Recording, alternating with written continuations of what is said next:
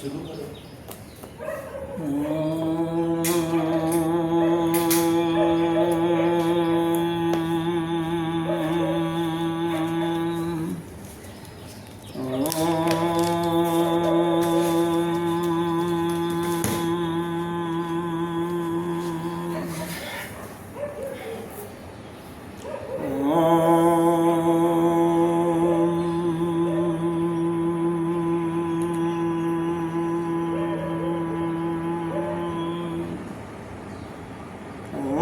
भद्रं कर्णेभिः श्यामदेवाः भद्रं पश्येमाक्षभिर्यजत्राः स्त्रैरङ्गैः तुष्टवान् स्वस्तनूभिः व्यसेम देवहितं यदायुः स्वस्ति नः इन्द्रो वृद्धश्रवाः स्वस्ति नः पूषा विश्ववेदाः स्वस्ति नः अस्ताक्षयो अरिष्टनेमिः स्वस्ति नः बृहस्पतिर्दधातु। ॐ शान्तिः शान्तिः शान्तिः।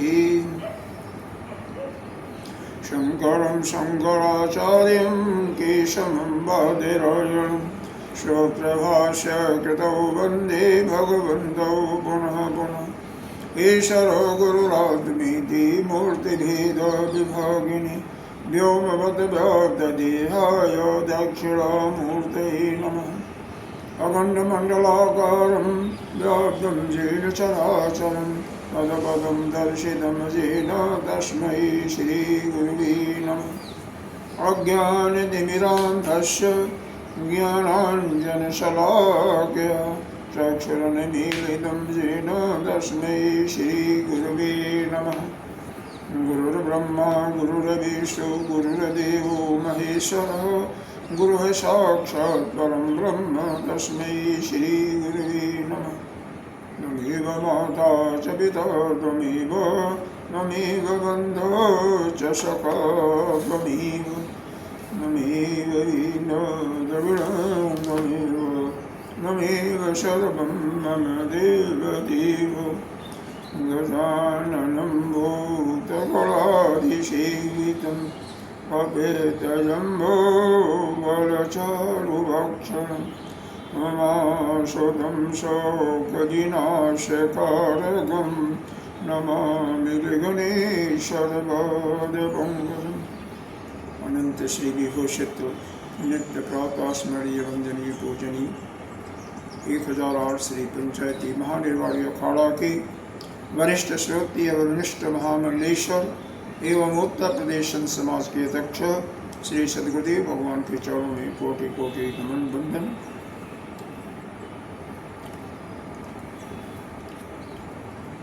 विद्यमान ब्रह्मचारी श्री कृष्ण चैतन्य जी के अंतःकरण में आत्मस्वरूप परमात्मा को नमन करते हुए हम इस अथर्ववेदी मांडूकोपनिषद के द्वितीय प्रकरण अर्थात वैतथ्य प्रकरण का 32वें कार्य का पढ़ते हैं। न निरोधो न च उत्पत्ति न निरोधो न चुत्पत्तिर् न बद्धो न च साधकः न बद्धो न च साधकः न मुमुक्षु न वै मुक्तः न मुमुक्षुर्न वै मुक्तः इत्येषा परमार्थता। इत्येषा परमार्थता। इसका अर्थ कल हुआ था, शायद भाष्य भी कुछ हुआ था, ये भी चलो दोहरा लेते हैं। यह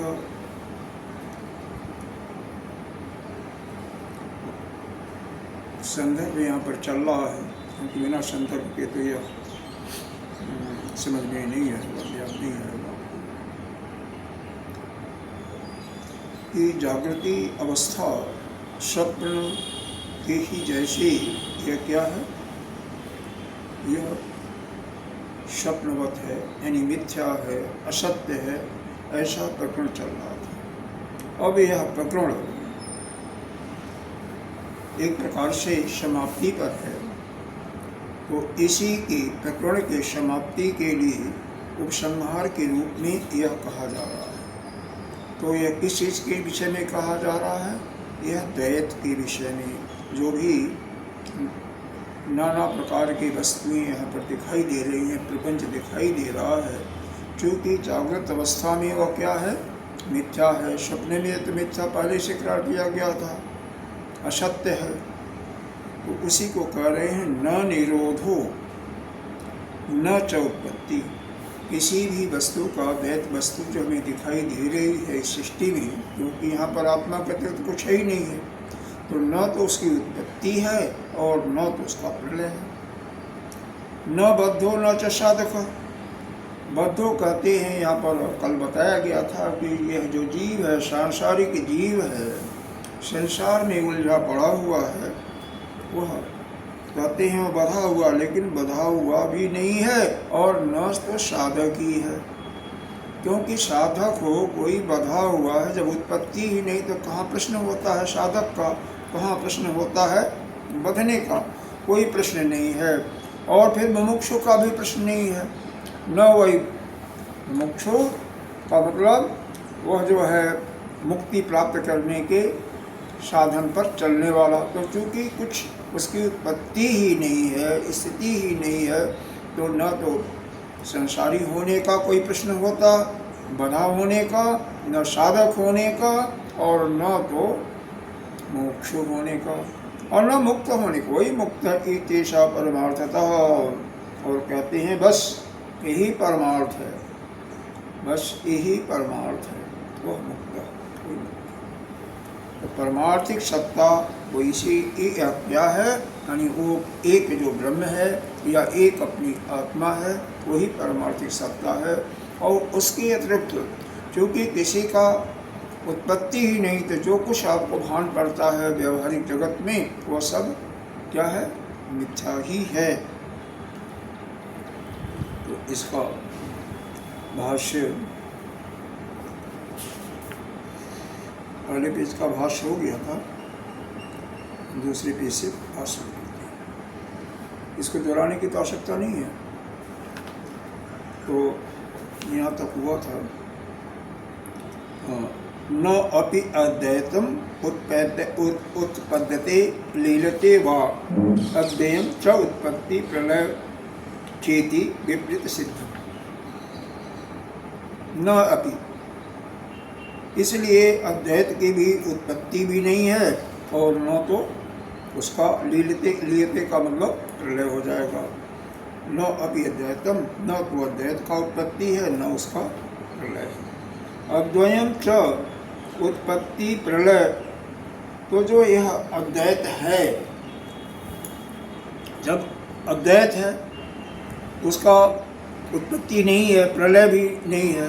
अगर उत्पत्ति प्रलय मानेंगे तो उसका विपरीत हो जाएगा, विरोध हो जाएगा। इसलिए यह बिल्कुल अद्वैत जो है, जो ब्रह्म है, न तो उत्पत्ति है न प्रलय है। द्वैत का पहले बताया जा चुका है कि उसकी उत्पत्ति नहीं है, प्रलय नहीं है, न कोई उसका कोई साधक है, न कोई बधा हुआ है, न मुक्त है, न कोई मोक्षु है। केवल हमें यह भान पड़ रहा कि हम साधना कर रहे हैं, हम अमुक काम कर रहे हैं। लेकिन एक बात और है, इसी मांडव्य उपनिषद में बताया गया है कि यह जीव का स्वभाव है। क्या जीव का स्वभाव है? जरा मृत्यु निर्मुक्तो सर्वे धर्मा स्वभावतः। सभी प्राणियों का यह स्वभाव है कि वह क्या है, बुढ़ापा, मरण, मतलब हर एक चीज़ से क्या है, निर्मुक्त है, कुछ नहीं है। लेकिन अब इसी में देख लो, जरा मरण इच्छते, जो इच्छा इनकी करते हैं, इनकी कल्पना करते हैं, जरा मरण की जो इच्छा करते हैं, जो इनके विषय में विचार करते हैं, तो चवते तन मनीषया, ऐसा जो विचार करते हैं वह अपने स्वभाव से गिर जाते हैं और वही उन्हीं का मतलब बुढ़ापा होता है, उन्हीं का रोग होता है। कहते नहीं पापी, वो जो पंडित लोग कहते हैं, जब पापी अपने को मानोगे तो पापी बनोगे। यहाँ तक बताया गया है जो पुण्य और पाप में विश्वास करता वही उसका भागी होता है, और जो किस है ही नहीं, न हम पुण्य करते न पाप करते, हम तो करता ही नहीं है।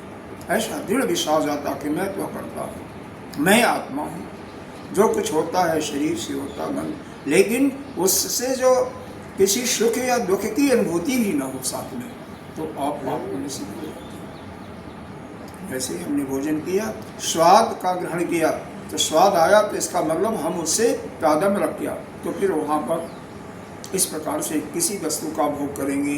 अगर उस वस्तु से हम तादात्म्य कर लेंगे तो वहाँ पर भोक्ता बन जाएंगे और फिर उसका पाप जो भी होगा उसके। और हम तादात्म्य ही न रखें, फिर हम किसी चीज़ के भागी नहीं होंगे। जस्तु पुनः दैत सन व्यवहार। अब यहाँ पर पूर्व पक्षी का प्रश्न होगा, जस्तु पुनः दैत सन व्यवहार स रज्जु सर्पवत आत्मनि प्राणादि लक्षण कल्पित इति उत्तम। इसीलिए पहले कहा गया है जस्तु कि दैत संव्यवहार, दैत के मिथ्या होने से ही यह दैत का बिल्कुल जब निरोध हो जाता है तो रज्जु सर्पवत, ये जितने भी प्राण पीछे बताया गया था, प्राण मन बुद्धि जितना भी इस आत्मा में आरोपित किए गए हैं, यह सब कल्पित ही हैं। कैसे कल्पित हैं? जैसे रज्जु में रस्सी में सर्प कल्पित है, उसी प्रकार से यह सब कल्पित हैं और उन्हीं के साथ यह हमें द्वैत का व्यवहार होता है। कि द्वैत का मिथ्या है, लेकिन अगर द्वैत का मिथ्या है तो क्या हो गया? सत्य क्या हो गया? आत्मा हो गया। आगे बताते हैं, आगे बताओ। हाँ आगे बताओ। बता रहे हैं, जल्दी बताओ। मतलब जल्दी बता दे, कहीं भागना नहीं, समझ में तो आना चाहिए ना, समझ में अच्छी तरह से आना चाहिए कि थोड़ा सा यह है। क्योंकि यहाँ पर जो प्रश्न है, न ही मनु विकल्पनाया रज्जु सर्पवदि लक्षणाया रज्ज्वाम प्रलय उत्पत्ति व, कि यह जो है, यह जो मन में जो विकल्प आता है, सारी रज्जु और सर्प ये दो चीज़ें हैं। अभी क्या है, रज्जु में सर्प का आरोपण होता है, अध्यस्त है, ठीक है, और वो भाव कहाँ आता है? आपके मन में आता है। तो इसीलिए कहा गया मनो विकल्पनाया, तो मन का विकल्प, मन में जो विकल्प आया कि सर्प में, रज्जु में सर्प लक्षित हो रहा, भान हो रहा, उसमें अध्यस्त है। तो रज्ज्वायाम प्रलय उत्पत्ति व न ही, तो वहाँ पर भी उस रज्जु का न तो प्रलय है और न उत्पत्ति है, क्योंकि वह रज्जु सर्प जब आपको भान नहीं हुआ था उसके पहले वह रज्जु थी और पहले और बाद में भी रज्जु रहेगी। और वैसे देखा जाए, क्योंकि आगे प्रश्न आएगा कि रज्जु फिर लय कहाँ होगा, उसका अधिष्ठान जो वो भी तो कहीं है। अगर कल्पित भी रज्जु को मानते हो, क्योंकि सारा द्वैत क्या मान लिया आपने? कल्पित है, तो रज्जु भी कल्पित में आ गया। तो रज्जु कल्पित में आ गया तो रज्जु का लय क्या होगा? वो पृथ्वी तत्व है, रस्सी पृथ्वी तत्व है, तो जल में लय होगा। जल का कारण क्या है? फिर तेज में लय होगा। फिर वह तेज किस में लय होगा? वायु में वायु, आकाश में आकाश, प्लस वह हिरण्यगर्भ में, फिर वो आत्मा में। तो अंततो गत्वा सभी का लय कहाँ हो रहा है? आत्मा में। आत्मा कैसा है? वह अविकल्पत है, वह विकल्प उसमें नहीं है, अर्थात वह अद्वैत है। तो इसलिए यह भी रज्जु की सत्ता उसके हिसाब से सत्य है। न स मनसि रज्जु सर्प अस्य उत्पत्ति प्रलवा, कह रहे हैं न मन में रज्जु में सर्प की उत्पत्ति हो रही है या प्रलय हो रहा है। न च उभयतो वा, अब दोनों में कहिए, न मन में उत्पत्ति हो रही है रज्जु सर्प की और न तो रज्जु में सर्प की उत्पत्ति हो रहा है, दोनों कर रहे हैं। तथा मान सत्व अविशेषात द्वैतस्य। तो यहाँ पर यह बता रहे हैं कि तथा साथ ही द्वैतस्य, मतलब द्वैत खष्टी व्यक्ति है ना, तो यहाँ पर क्या होता है, खष्टी है ना, द्वैत का विशेष होने से यह जो है विशेषात अविशेषात, द्वैत का अविशेषत्व है, क्योंकि आ जाएगा पहले, तो यह असत्व, इसलिए द्वैत का हमेशा अविशेष जो द्वैत दिखाई दे रहा है वह असत्य है, यानी मिथ्या ही है। न ही नियति मन सुसुप्ति व द्वैतम विहति। कैसे कह रहे हैं, मन का, जैसे मन जो है जब सुसुप्ति में चला जाता है, यानी आपको गाढ़ी निद्रा आ जाती, सुसुप्ति में द्वैत का अवप्रभाव हो जाता है। यहाँ पर एक शब्द दिया हुआ मनस नियति, नियति मनुष्य, यानी मन जब स्थित हो जाता है, क्योंकि सुषुप्ति में क्या होता है, मन बिल्कुल स्थिर रहता है, मन कोई कार्य नहीं करता है। तो जब भी मन जब भी मन आपका स्थिर होगा, शांत होगा, मन जैसे ही शांत होगा, आपके अंदर कोई वृत्ति नहीं है। अभी हमारे अंदर कोई वृत्ति नहीं चल रही है, तो आपका मन शांत है। इसका तात्पर्य हुआ कि आप अपने स्वरूप में स्थित हैं, अपने स्वरूप में स्थित है। हाँ बिल्कुल है। अगर आपके अंदर कोई वृत्ति नहीं चल रही है, एक वृत्ति चलेगी तो आप उसके अंदर स्थित हैं। जैसे सत्संग हो रहा है, यहाँ पर हम सुना रहे हैं, आप सुन रहे हैं, तो आपका मन यहाँ पर स्थित है, यहाँ पर केंद्रित है। इस प्रकार से जितना मन में वृत्तियाँ ज़्यादा चलेंगी, उतना ही मन अस्थिर होगा, उतना ही आपका प्राण उसी रफ्तार से, उसी स्पीड से प्राण भी आपका क्या होगा, अस्थिर। प्राण और मन का बहुत ही गहरा संबंध है।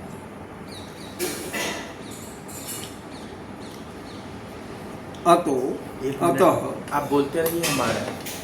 अतः मनोविकल्प न अमात्रम द्वैतम इति सिद्धम। अतः यह सिद्ध हुआ कि मन की ही यह कल्पना मात्र ही है, केवल मन की कल्पना है, और यह केवल और कुछ नहीं है। अतः मन विकल्प मात्रा, मन का केवल यह विकल्प ही है, इसलिए यह द्वैत सिद्ध हुआ।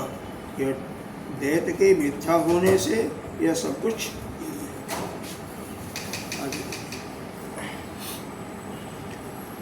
तस्मात् उक्तम द्वैतस्य असत्व न निरोधात् अभाव परमार्थतः इति। तो इसलिए यह द्वैत का अभाव जो है यह सिद्ध हो गया, अर्थात द्वैत है ही नहीं है, द्वैत मिथ्या है। जो कुछ हम व्यवहार में लाते हैं द्वैत मिथ्या, मतलब जो कुछ यहाँ पर वर्णन चल रहा है ना, एक ही चीज़ को सिद्ध करना है, बारंबार शब्दों का इधर से उधर करके उसको बारंबार सिद्ध किया जा रहा है कि द्वैत, जिससे मन में यह ध्यान हो जाए कि द्वैत है नहीं, बस और कुछ नहीं। जत एवं द्वैता अभावी शास्त्र व्यापारो न अद्वैते विरोधात्। फिर कह रहे हैं जत एवं, इस प्रकार से द्वैत का जब अभाव हो गया तो शास्त्र व्यापार न अद्वैते विरोधात्। अगर शास्त्र व्यापार जो हो रहा है तो कहिए अद्वैत से हो रहा है क्या? भाई द्वैत है नहीं, द्वैत आपके दृष्टि में नहीं है, असत्य है। तो जो यह काम कर रहे हो, हम खा पी रहे हैं, चल रहे हैं, ये शास्त्र पढ़ रहे हैं, साधना कर रहे हैं, पूजा कर रहे हैं, इसमें द्वैत होता है। तो इससे भी क्या अद्वैत कर रहा है क्या वो ब्रह्म कर रहा है? इस प्रकार से नाना प्रकार के प्रश्न होते ही हैं, ये चिंतन करना चाहिए। तो क्या है इसमें? तो कहते हैं न अद्वैते विरोधा, इसमें अद्वैत का कोई विरोध नहीं है। क्यों? तथा च सत्य अद्वैतस्तवस्थित्वे प्रमाणाभावात् शून्यवाद प्रसंग। क्योंकि इस अद्वैत का अगर कर लोगे कि अद्वैत का कोई परमार्थिक तत्व इसको नहीं मानोगे तो क्या हो जाएगा, शून्यवाद आ जाएगा, बिल्कुल शून्य जाएगा। भाई द्वैत भी नहीं है और अद्वैत भी नहीं है तो क्या हो जाएगा, सब कुछ शून्य हो जाएगा। इसीलिए यहाँ पर यह कहा गया है तथा च सत्य अद्वैतस्य वस्तुते प्रमाणाभाव।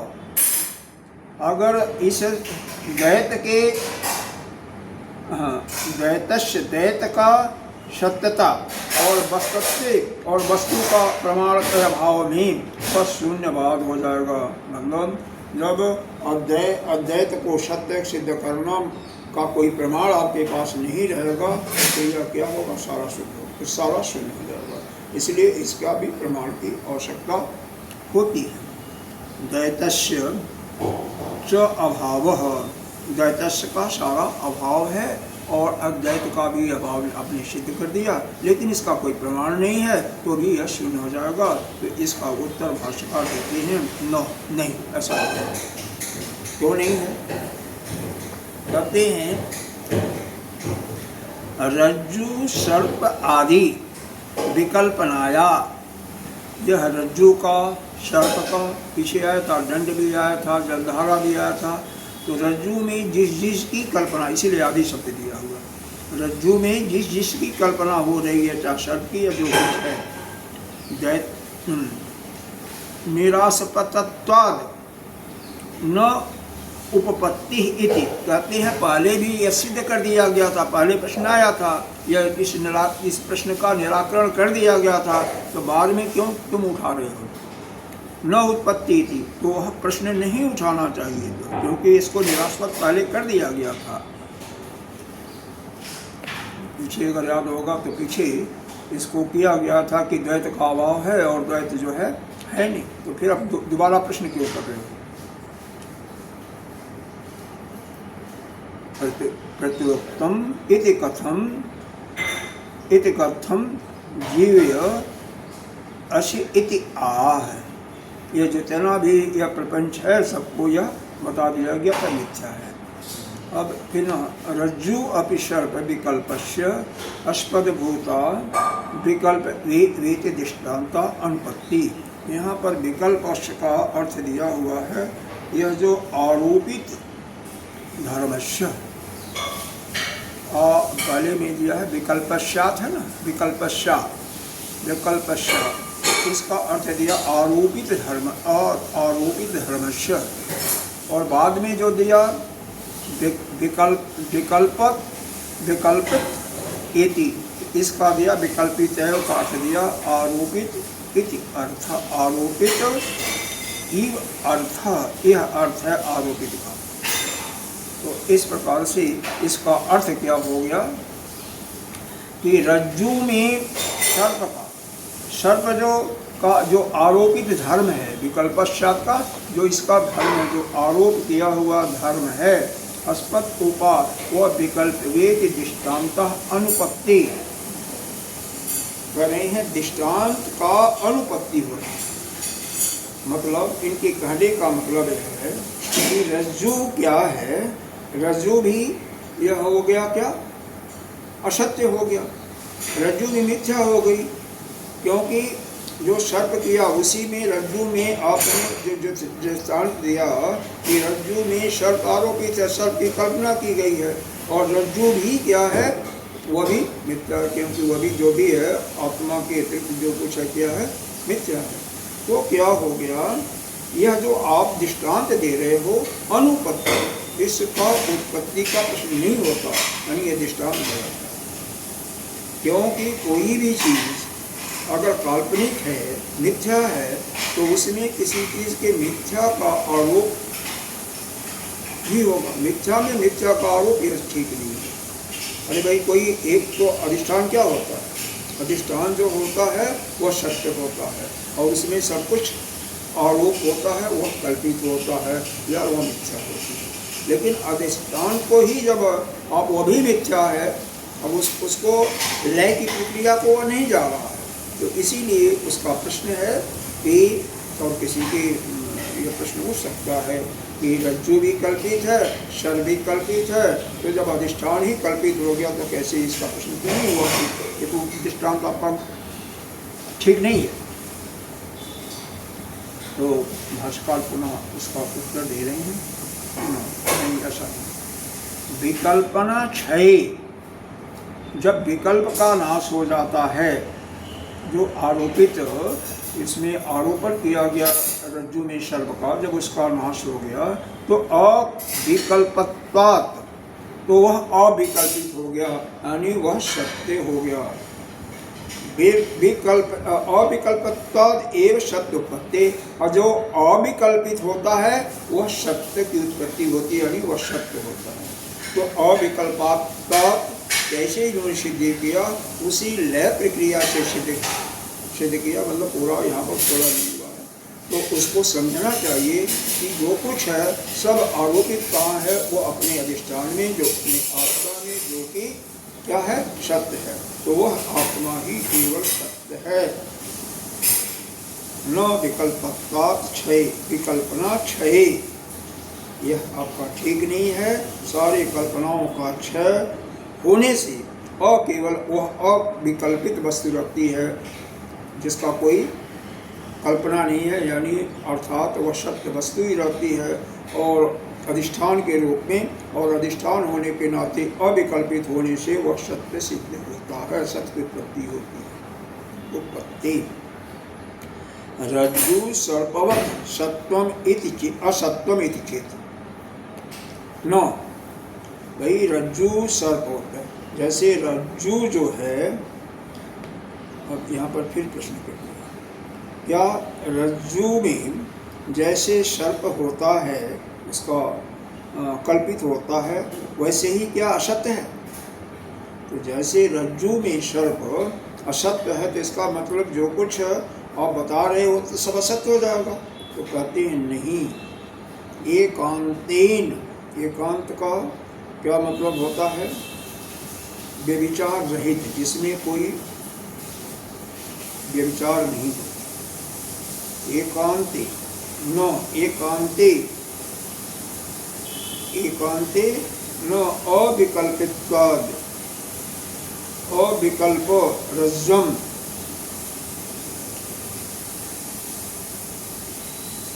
अंशवत् प्राग सर्प भाव विज्ञानात्। कह रहे हैं, देखो सर्प जब आपको दिखाई दिया, रज्जु में सर्प दिखाई दिया, कैसे दिया? वो रज्जु के अंश से, रज्जु ही यानी रज्जु का ही एक अंश आपको सर्प के रूप में दिखाई दिया। ऐसा भाव विज्ञानात् हुआ, विज्ञानात् माने ऐसा जानकारी आपको हुआ। तो यहाँ पर रज्जु में सर्प का जो अभाव है उसका आपको ज्ञात हुआ, तो वह प्राग शब्द आया, प्राग माने पहले, तो वह पहले भी अभाव था और बाद में भी अभाव रहा। क्योंकि जिस समय आपने रज्जु देखा शाम को, तो रज्जु में कोई सर्प वगैरह नहीं था, रज्जु में क्या था? सर्प का अभाव था। बीच में आपकी नींद टूटी, प्रकाश मंद प्रकाश था, तो उसमें सर्प का भाव आया। लेकिन जब प्रकाश किया गया यानी ज्ञान हो गया, तो भी क्या हुआ? उस सर्प का अभाव हो गया। मतलब पहले भी रज्जु ही थी और बाद में भी रज्जु ही थी। उसी प्रकार से इस जगत को समझें तो जब आपके मन में या आपकी दृष्टि में यह जगत आता है, तो न आने के पहले यह सबका क्या था? अभाव था, आपका केवल आत्मा था। और बाद में ही जब ज्ञान हो जाएगा तो भी केवल आत्मा रहेगा और यह द्वैत भाव का निराकरण हो जाएगा। तो इसी को यहाँ पर समझा रहे हैं। विकल्पैतुष, विकल्पैतुष माने जो कल्पना कर रहा है। कल्पना करने वाला कौन है? ये मन में ही सारी कल्पनाएं होती हैं, तो मन ही है, यानी आत्मा ही है। प्रागवत् कल्पना उत्पत्ति सिद्धत्वात् अभुपगमात् सत्य अनुपत्ति। यह कह रहे हैं कि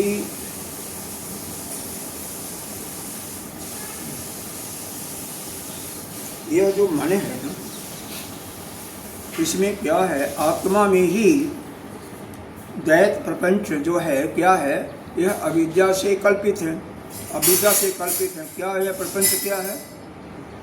अरे भाई आगे देखो ना, कथम पुनः स्वरूपे व्यापार भावे शास्त्रस्य दैत विज्ञान तत्व, कि आत्मा के स्वरूप में यह शास्त्र का व्यापार नहीं हो रहा है, तो फिर दैत विज्ञान का निवर्तक शास्त्र कैसे हो सकता है? क्योंकि आत्मा में नहीं हो रहा तो शास्त्र उसका निवर्तक कैसे हो सकता? तो उसके लिए बता रहे हैं कोई इसमें दोष नहीं है। जैसे रज्जु सर्पवाद आत्मनि, जैसे कि रज्जु में सर्प भाषित दिखाई देता है, वैसे ही आत्मा में भी द्वैत का अध्यास है। क्या होता है? अविद्या के कारण क्या दिखाई दे रहा है? तो कहता है बोलिए, तो बता रहे हैं सुखम दुखी, यह आभास आपको होता है जीव को कि मैं सुखी हूँ, कभी आभास होगा मैं दुखी हूँ, कभी आभास होगा मैं मूढ़ हूँ, कभी आभास होगा मैं जन्मा हूँ, कभी मैं मर गया तो कैसे आभास होगा? दूसरा कोई कर सकता, उसको तो पता नहीं चलेगा। मैं जीर्ण हो गया हूँ, बुढ़ा हो गया हूँ, देहवान मैं देह वाला हूँ, मैं देखता हूँ, सुनो मैं सुनता हूँ, कभी मैं व्यक्त का मतलब विदित होता है, अव्यक्त का मतलब अविदित, मैं विदित हूँ, अविदित हूँ, मैं किसी कर्म का करने वाला करता हूँ, फली संयुक्त और किसी फल से युक्त हूँ, फल से भी हम युक्त हूँ, वह भी उसकी भी कल्पना की जाती है। तो यह सब सर्वत्र अभिचारात मम एतत् इति एवं आदयः सर्वे अध्यात्म सर्वे आत्मनि अध्यारोपियन्ते। मतलब यह जो सब कुछ क्या है, वास्तव में यह अविद्या के कारण हम आत्मा पर ही इसको आरोपित कर लेते हैं, जबकि आत्मा जो है न तो सुखी होता है, न दुखी होता है, न वृद्ध होता है, न मरता है, न जन्मता है, कुछ उसमें नहीं क्रिया हो रही है। यह किसमें हो रही है? केवल यह सब कुछ मन में आ रहा है और वही भाव हम आत्मा पर आरोपित कर रहे हैं। जो कुछ हो रहा है सुखी दुखी, यह मन में भाव आया, जहाँ पर आया बुढ़े होने का बाद, वृद्ध होने का बाद, मरने का, जन्मने का, वे शरीर में हुआ। तो यह जो कुछ यह जड़ पदार्थ है, सारा क्रियाएं तो इसमें हो रही हैं और उसका अध्यारोपण हम किस में कर रहे हैं? अपने आत्मा पर अध्यारोपण कर रहे हैं। तो आत्मन एव अनुगत, आत्मनेश अनुगत, आत्मा ही उससे आप क्या कर लेते हो? ओत प्रेत कर लेते हो, मतलब अनुसूत हो जाता है। किससे? यह जो द्वैत का भाव है उसी से, यानी शरीर का भाव, शरीर का कर्तापन सब उसी से ओत प्रेत कर लेते हो। सर्वत्र अव्यभिचारात्, लेकिन क्या है, जो सब कुछ होते हुए भी वह सर्वत्र हमेशा क्या है? अव्यभिचार। अव्यभिचारात् का मतलब उसमें कोई व्यभिचार नहीं है, यानी उसमें किसी भी चीज की कोई न तो परिवर्तन ही नहीं होता। अव्यभिचारात् का मतलब परिवर्तन होना, एक से दूसरा दिखाई देना, वह तो हमेशा क्या है? सच्चिदानंद, हमेशा क्या है? सत स्वरूप है, ज्ञान स्वरूप है, प्रकाश स्वरूप है और आनंद स्वरूप है। उसमें कभी नहीं होता, वो अव्यय ही है, उसमें कोई कमी भी नहीं होती। जो कुछ आपको दिखाई दे रहा है, मैं जीव में सबको दिखाई देता है ना, मैं पैदा हो गया, मैं क्या हो गया? बालक हो गया, बालक से क्या दिखाई देगा? जवान हो गया, मैं इतना पढ़ चुका हूँ, मेरे इतने बच्चे हैं, सब कुछ जो है उसी आत्मा पर अध्यारोप किया है, जबकि वास्तव में आत्मा पर इसका सब कुछ जो है केवल जो अध्यारोपण हो जा रहा है केवल यह काल्पनिक है, अध्यास किया जा रहा है, उस पर अभ्यास इसका हो रहा है, उसमें तो कोई क्रिया हो ही नहीं है।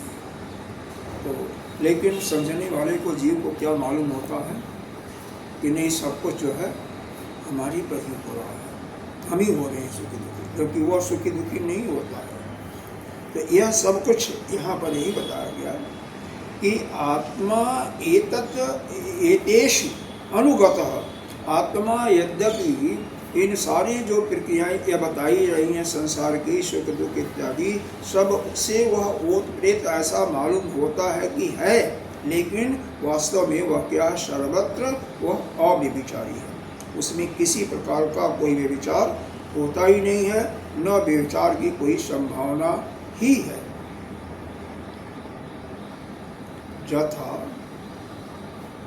सर्पधारादि भेदेषु रज्जु,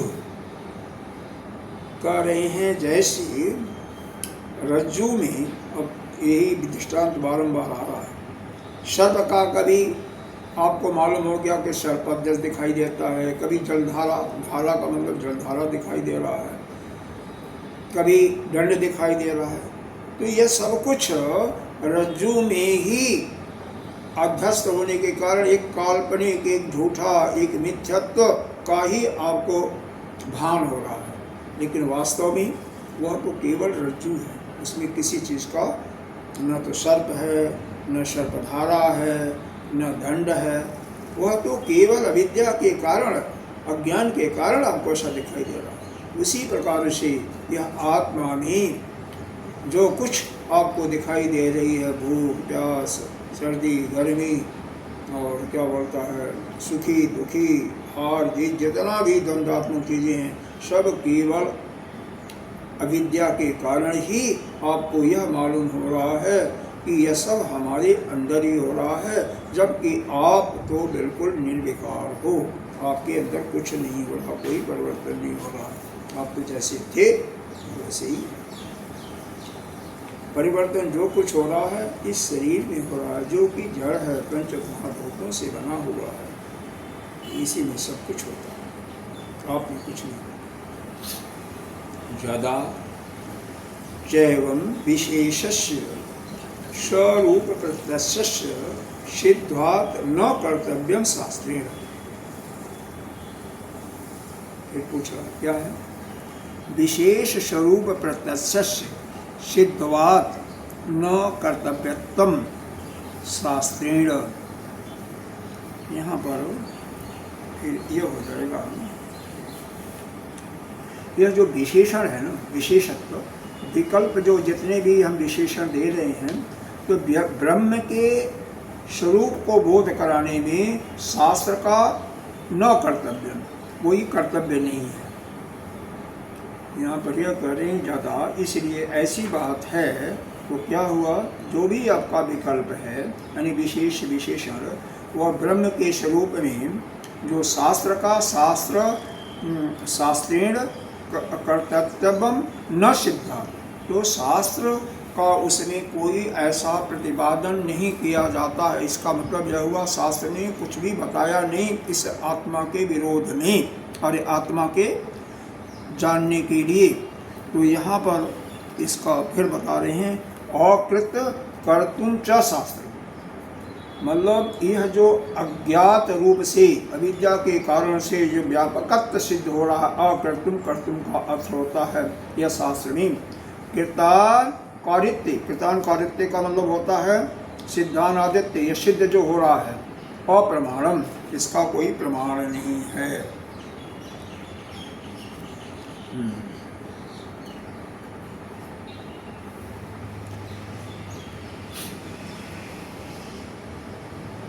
जब अकृत कर्तुं च शास्त्रम, यहाँ पर शास्त्र तो केवल जो आप अंदर अज्ञान है उसी को क्या करता है, उसी को बताने वाला होता है, और उसी वस्तु का कृतान अनकारित्य, अनकारित्य का मतलब अनुवाद, जब उसी का अनुवाद शास्त्र में कर दिया जाएगा तो शास्त्र का प्रमाण नहीं माना जाएगा, तो शास्त्र तो अप्रमाणित हो जाएगा।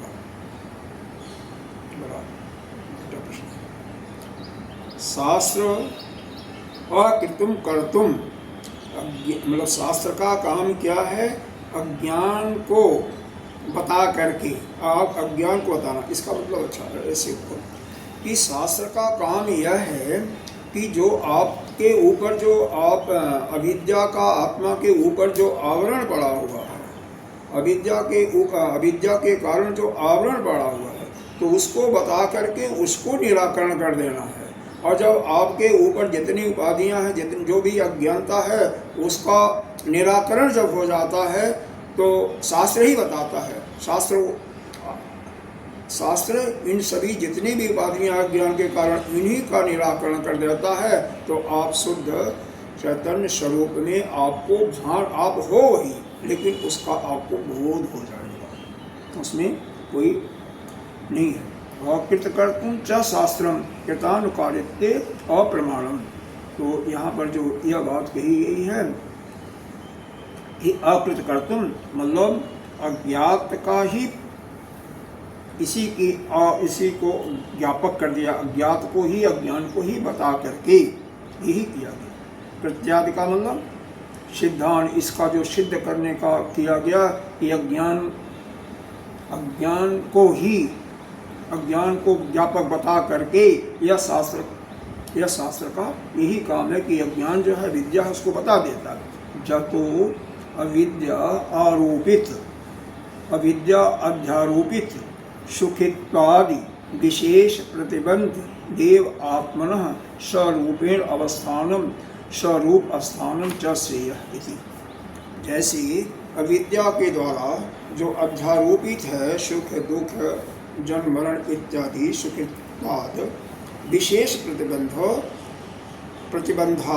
प्रतिबंधात एव आत्मनः स्वरूपेण अनवस्थान, मतलब अपने आत्मा पर जितना भी आरोपण किया गया है उसी को हटा देने से स्वरूप अवस्थानम, वह अपने रूप में क्या हो जाता है? स्थित हो जाएगा। जब उस पर प्रतिबंध जो लगाया गया, जैसे शरीर कपड़े में मल आ गया, तो कपड़े में मल को जब साफ कर दिया गया, कुछ और आरोप लगा करके, कुछ जैसे कहिए क्या कहते हैं, साबुन सर्फ इत्यादि, तो फिर वह जब वह उस मल जो है दूसरे मल को लेकर के भी बाहर हो गया साफ करने से, तो केवल आपका वह कपड़ा शुद्ध रूप में प्रतीत होता है।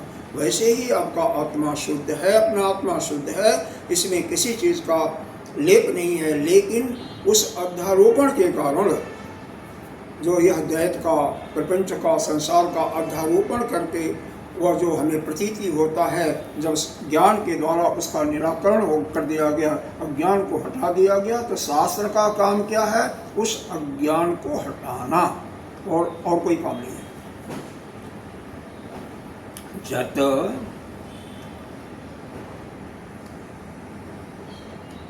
अनुवृत्तः स्यात् न अध्यारोपेत सुखादि लक्षणों विशेषः। कह रहे हैं जैसे जतो यह अविद्या अध्यारोपित, अविद्या के कारण, अध्यारोपण के कारण या अविद्या के होने से सुख इत्यादि का जो भान होता है, सुखादित्वात् अविशेष प्रतिबंध देव आत्मनः, इस आत्मा पर जो यह विशेष प्रकार से प्रतिबंध किया गया है, स्वरूपेण अनवस्थानम, स्वरूप जब उसका निराकरण कर देते हैं तो वह स्वरूप स्थान में आ जाता है। तो यह क्या है? सुखत्वादि निवर्तन शास्त्रम। तो यह जो शास्त्र हमारा है, यह जितना भी अध्यारोपण है, सुख दुख इत्यादि, इन्हीं को हटाने वाला है, इन्हीं का निवर्तक करने वाला है। आत्मनस्य सुखादि प्रत्यय करणेन, तो आत्मा के ऊपर जितना भी हम अध्यारोपण कर दिए हैं वह सबको हटाने वाला है। चाहे बुढ़ा, वृद्ध, दुखी, सुखी, विजयी, हारा हुआ, सब अध्यारोपण है और सबका यह निवर्तक है शास्त्र के ज्ञान से। इसी को कई श्रुतियों ने नीति नीति कह करके बताया है। नीति नीति अस्थूला अलग अलग जगहों पर अलग अलग प्रकार से शास्त्र में यह बताया गया है कि सभी को हटा दो जितना भी इस पर अध्यारोपण है। जैसे आप तीनों शरीरों के अंदर बताया गया है शुरू में कि यह स्थूल सूक्ष्म कारण तीनों शरीर से अलग, पंचकोशों से भी पृथक। तो जब एक एक करके सारे कोशों का निराकरण कर दिया जाएगा तो बचेगा क्या? जो भी बचेगा वही आत्मा होगा और तीनों अवस्थाओं का साक्षी वह जो है सच्चिदानंद स्वरूप वही अपना आत्मा है। लेकिन ये सब जितना भी उस पर यह थोपा गया है उसको सबको निराकरण कर दिया गया है। जैसे शरीर पर हम कपड़ा पहन लेते हैं, एक एक कपड़े को निकाल के दिया, केवल शरीर बचेगा। वैसे ही आत्मा के ऊपर जितना भी अध्यारोपण कर दिया सब एक एक करके उसको हटा दिया। स्वरूप अनवस्थान, जो स्वरूप को अनवस्थान किया है यानी ढक दिया है, और उसको निराकरण करने पर अपना स्वरूप जिस रूप में है उसी रूप में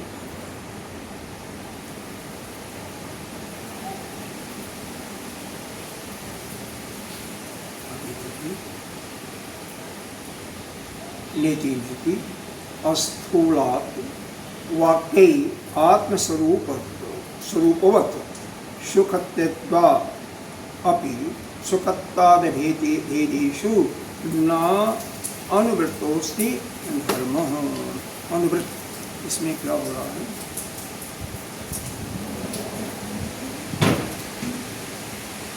देख जाएगा वही सो गई जाती नहीं फव्वारा की तरह। तो यह जो अपना निर्विशेष आत्मा में है, निर्विशेष आत्मा है, इसमें क्या है? सुख, इसी चीज़ को मालूम होता है। सुखत्वादि रूप विशेष रूप से यह कल्पित है। इससे सिद्ध होता है क्या कि क्या है, जैसे यथा उष्णत्व विशेषत्व अग्नि शीतलता इत्यादि का होता है। अग्नि में शीतलता का आरोप नहीं होता है क्योंकि अग्नि क्या होती है? गर्म होता है। और उसी प्रकार से निर्विशेष जो आत्मा है इसमें कोई चीज़ नहीं है, लेकिन यह जो सुखत्वाद रूप का जो लक्षण दिखाई देता है यह केवल कल्पित है। इससे क्या सिद्ध होता है कि आत्मा के विषय में जितना भी आपको बोध हो रहा है वह केवल एक भ्रांति है, एक बाधक है, बाधित हुआ है, और वह बाहर से आगंतुक है। क्योंकि आत्मा तो अपना क्या है? आत्मा अपना नित्य शुद्धवत मुक्त है। लेकिन इस शरीर में क्या है कि दो चीज़ों का मिक्सर है। इसीलिए यहाँ पर ये बताया गया प्रारंभिक शास्त्रों में, प्रकरण ग्रंथों में, कि साधक को यह शास्त्र उपनिषद पढ़ने के पहले इन चार चीज़ों के प्रति बताया गया कि साधन चतुष्टय संपन्न होना चाहिए। उसमें पहला ही आता है विवेक। विवेक का मतलब है दो चीज़ों जो मिली हुई हैं उनको अलग अलग जानने की। जैसे दृष्टांत वहाँ पर दिया जाता है, जैसे अंश जल और पानी को मिला करके रख दो तो जल को पी जाएगा, जल को पी जाएगा और दूध वैसे पड़ा रहेगा। तो दूध और जल मिल क्या कर दिया तो जल को पी जाएगा और दूध वैसे ही, दूध को पी जाएगा, जल वैसे पड़ा रहेगा। उल्टा बोलते हैं। उसी प्रकार से यह जो हम दिखाई दे रहे हैं इसमें चेतन भी है और जड़ भी है। तो जड़ को एक एक करके उसको पाले तो हमें समझें कि जड़ क्या है। यह स्थूल शरीर जड़ है, सूक्ष्म शरीर भी जड़ है, कारण शरीर भी अविद्या मात्र है। तो सारे और पंचकोश सभी जड़ी हैं, उसमें कोई चेतनता नहीं है। चेतनता जो आती है उस चेतन से ही आती है, वो प्रतीति उसी कारण होती है। तो इनको एक एक करके निराकरण कर दो। जब इनका निवर्तन कर दोगे तो जो बचेगा वही आपका क्या होगा? आत्मा होगा, वही निर्विशेष आत्मा होगा। एव आत्मनि सुखनाद्या विशेषा कल्पिता, इसी को बारंबार कहा जा रहा है। वह जो बचा, शेष बचा, वही आपका निर्विशेष आत्मा है। एव आत्मनि उस पर कोई भी किसी चीज़ का लेप नहीं है। और एवात्मनि सुखत्वा आदयो विशेषा कल्पिता, यह सुख दुख इत्यादि जो है विशेष रूप से उस पर कल्पित है, क्योंकि वह आत्मा तो निर्विशेष है, अपना आत्मा, उसमें कोई भी चीज़ का लेप नहीं है। यह केवल अध्यारोपण किया हुआ है। जब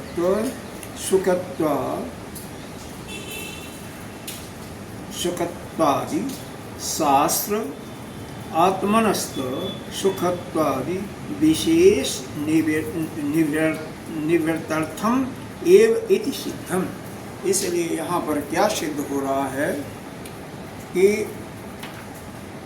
यह जो शास्त्र जो है वह जो सुखत्वादि यानी जिस पर जितना भी इस पर अध्यारोप किए गए हैं अपने आत्मन पर, सुखत्वादि का विशेष रूप से जो अध्यारोपण किया गया है उसका केवल निवर्तन करना है। शास्त्र कुछ नहीं करता। जो हमारे शुद्धात्मा पर नाना प्रकार का अध्यारोपण जो हम कर देते हैं उसी को निवर्तन, उसी को हटाता है, उसी को हटाने में मदद करता है।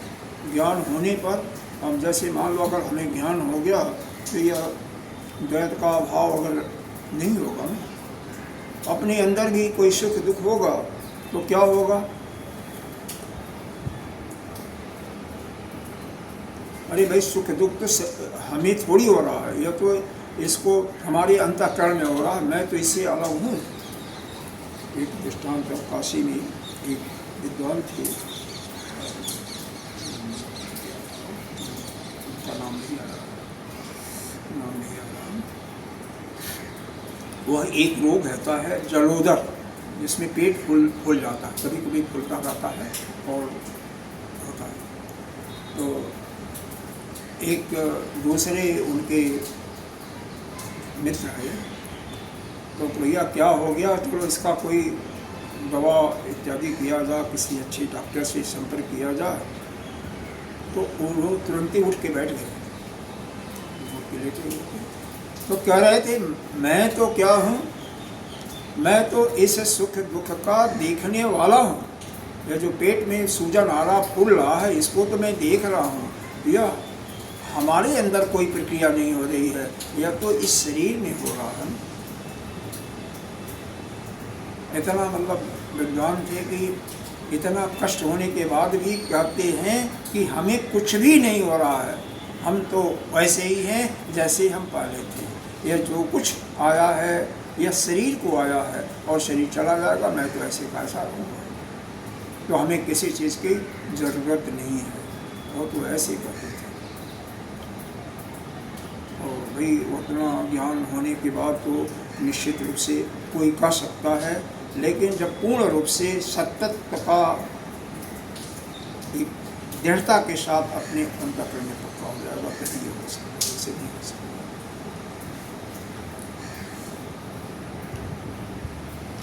तो अब इसमें यह कह रहे हैं सिद्धम, क्या सिद्ध हो गया? सिद्धम तु निवर्तत्वात् इत्यादि आगम विदा सूत्रम। यह आगम का एक सूत्र भी है, आगम प्रमाण मतलब श्रुति का एक सूत्र है। सिद्धम तु निवर्तत्वात्, यह जो शास्त्र का काम केवल यही है जो हमारे ऊपर या आत्मा के ऊपर जितने भी नाना प्रकार के अध्यारोपित किया जाता है, जितने प्रकार की उपाधियों का आरोपण किया जाता है, उसको केवल यह निवर्तक का ही काम करता है। इसी यह शास्त्र में बताया गया है और यही यहाँ पर युक्ति से भी सिद्ध हो रहा है कि शास्त्र का काम केवल यही है कि आत्मा पर आए हुए नाना प्रकार के उपाधियों से निवर्तन करना या उनको अपने आत्मा से दूर हटाना ही काम है।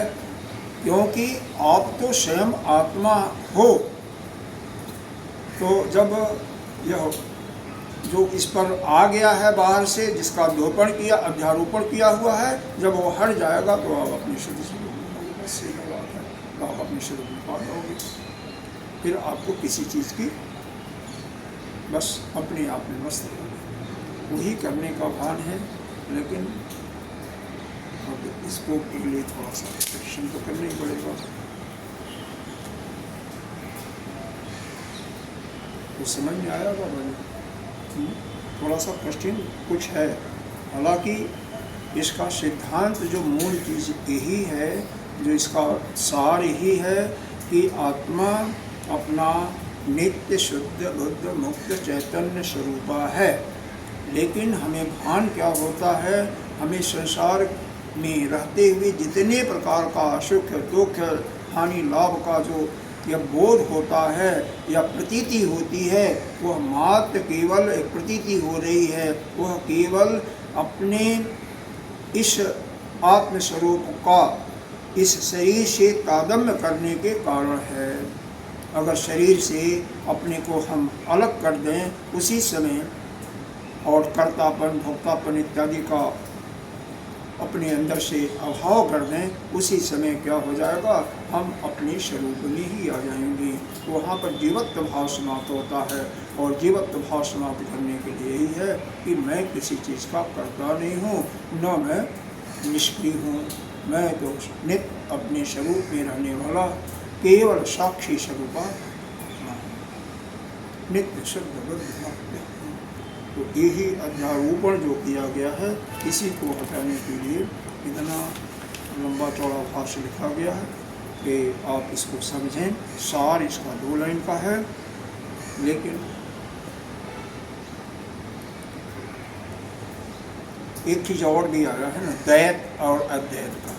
तो वही द्वैत का जब हम द्वैत का ही तो हटा रहे हैं, पहले हो सकता है यह थोड़ा सा ऐसा भी समझ में आ सकता है कि यह जब आत्मा की ही बात किया गया तो नाना प्रकार के जो संसार में द्वैत उनकी क्यों किया गया।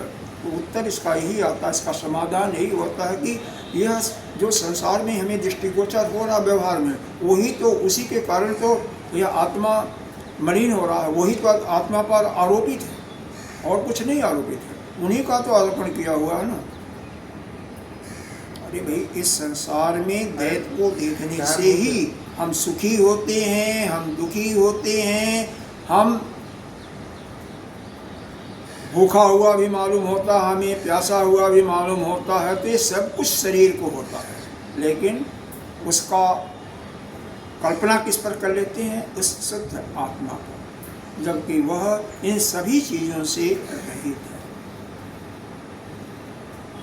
तो जब तक पूर्ण रूप इस शरीर से, इस शरीर दोनों स्थूल सूक्ष्म कारण तीनों से जब तक अपना बिल्कुल हम अपने को अलग नहीं कर सकेंगे, तब तक यह सब द्वैत का भाव होता रहेगा और यह सब कुछ अपने आत्मा में सुख दुख इत्यादि दिखाई देगा।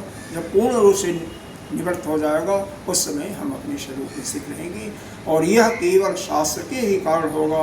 शास्त्र का कार्य आत्मा को बताना नहीं है, बल्कि उसके ऊपर जो अध्यारोपण किया गया है उसका निवर्तन करना ही है। यही इसमें सिद्ध किया। यही तो पक्षियों का प्रश्न भी था। अब यहीं पर इसको आप विराम देते हैं। ओम पूर्णमदः पूर्णमिदं पूर्णात् पूर्णमुदच्यते पूर्णस्य पूर्णमादाय